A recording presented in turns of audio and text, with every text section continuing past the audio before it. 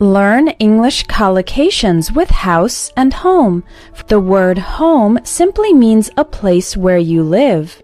This could be a house, apartment, condo, tent, etc., and where you feel an emotional connection to staying in that place. The word house usually refers specifically to the building.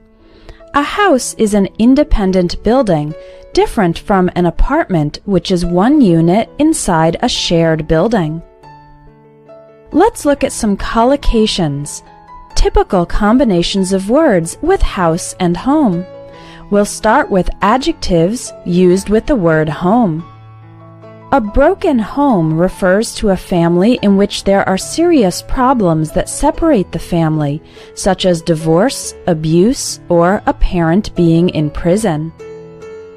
The opposite is a secure, stable, or supportive home, a family in which the relationships are healthy and it is a good environment for children to grow up in.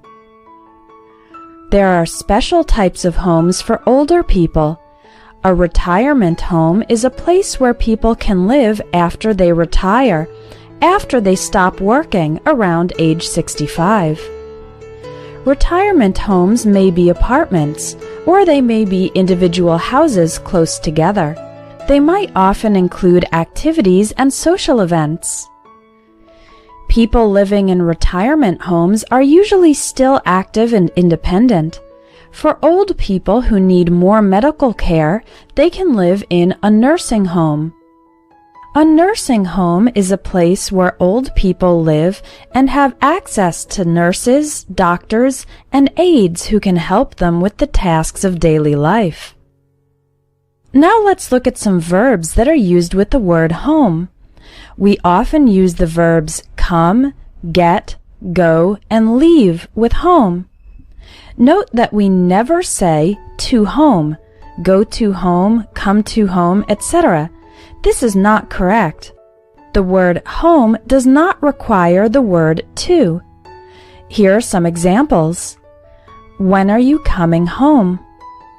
I usually get home from work at 6. We went home after the party. If you leave home early, you can catch a less crowded train. The same applies with bring somebody or something home and take somebody or something home. The preposition to is not needed. For example, if you don't eat all your food, you can take the leftovers home. I brought my kids home to change their clothes. Now let's look at combinations of home plus another word. If you bought your own house, you do not pay rent, then you are a homeowner. Homeowners might want to do some home improvement. That's repairing and changing things about the house to make it nicer to live in and also more valuable. Your hometown is the city where you grew up, and your homeland is the country where you grew up. A lot of people really enjoy eating home cooking. That's a meal that has been prepared at home instead of at a restaurant or purchased pre-prepared. You can also use the adjective homemade to describe foods that were made at home. For example, I'm going to my grandmother's house for some home cooking. She brought some homemade brownies to the office. Now let's look at collocations with the word house. As you can see, most of them refer to the structure of the building itself. For example, we can describe a house as single-story, two-story, etc. to say how many floors, levels it has. The picture shows a 3-story house. We can also say it's a 1-bedroom house, 2-bedroom house, 3-bedroom house, etc. to describe how many bedrooms it has. Some positive adjectives to describe a house include a luxurious, magnificent, splendid, lovely, delightful, comfortable, or spacious house. Spacious means there's a lot of space. The house is big. Some negative adjectives include a dilapidated, shabby, or dingy house. These words mean that the house is in bad condition and probably rather dirty. And a cramped house. A cramped house is one that doesn't have enough space. A neutral way to say a house is regular and not especially fancy or expensive is to call it a modest house. A neutral and slightly positive way to say a house is small is to describe it as a cozy house. If nobody is living in a house, then it is an empty, unoccupied, or vacant house, like in the picture. Let's look at some verbs that are used with the word house.